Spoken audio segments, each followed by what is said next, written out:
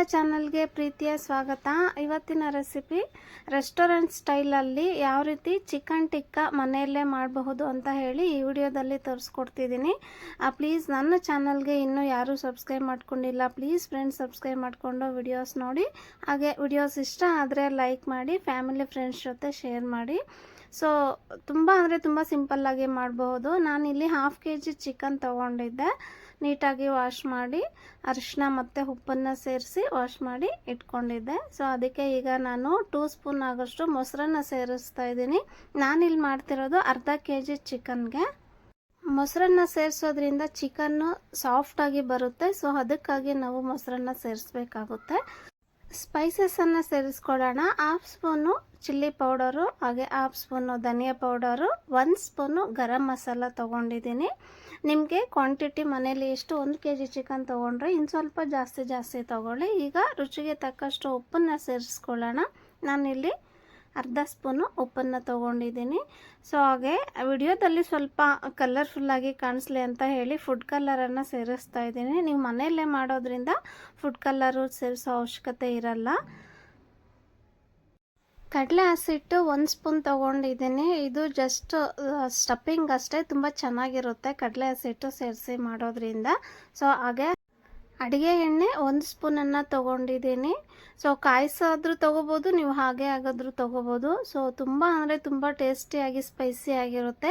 ನೀಟಾಗಿ ಎಲ್ಲ ಒಂದು ರೌಂಡು ಮಿಕ್ಸ್ ಕೊಟ್ಟು ನೀವು ಟೈಮ್ ಇದ್ದರೆ 3 hour 2 hour ನೆನೆಸಿಟ್ಕೊಳ್ಳಿ. ನಿಮಗೆ ಟೈಮ್ ಇಲ್ಲ ಅಂದರೆ 1 hour ಆದರೂ ಸಹ ಈ ರೀತಿ ಮ್ಯಾಗ್ನೇಟ್ ಮಾಡಿ ಇಟ್ಕೊಳ್ಳೋದ್ರಿಂದ ನಾವು ರೆಡಿ ಮಾಡಬೇಕಂದ್ರೆ ತುಂಬ ಸಾಫ್ಟಾಗಿ ಚೆನ್ನಾಗಿ ಬರುತ್ತೆ.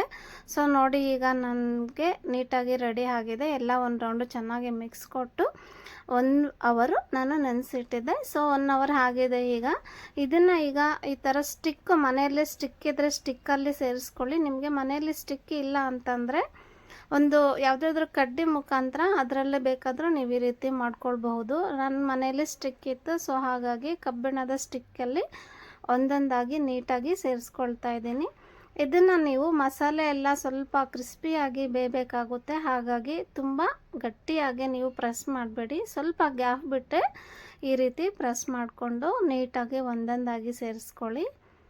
ನೀವು ವಿತೌಟ್ ಬೋನ್ಲೆಸ್ ಬೇಕಾದರೂ ಸಹ ತೊಗೊಳ್ಬೋದು. ಸೊ ನಾನಿಲ್ಲಿ ಬೋನ್ ಇರುವಂತಹದ್ದೇ ತೊಗೊಂಡಿದ್ದೀನಿ. ಸೊ 1/2 kg ಬೋನ್ ಇರುವಂಥದ್ದೇ ತೊಗೊಂಡಿದ್ದೀನಿ. ಸೊ ನಿಮಗೆ ಯಾವ ರೀತಿ ಬೇಕಾದರೂ ನೀವು ಆ ರೀತಿ ಚಿಕನನ್ನು ತೊಗೋಬೋದು.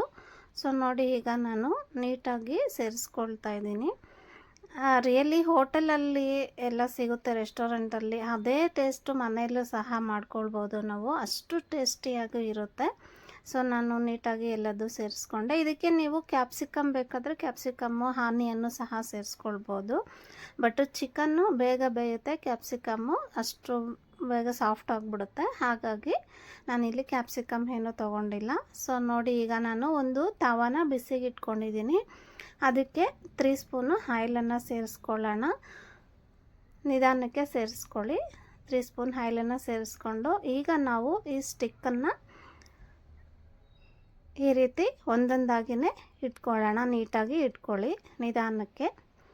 ಲಿಡ್ಡನ್ನು ಕ್ಲೋಸ್ ಮಾಡಿ ಮೀಡಿಯಮ್ ಫ್ಲೇಮಲ್ಲಿ ನೀವು ಬೇಯಿಸ್ಕೊಳ್ಬೇಕಾಗುತ್ತೆ.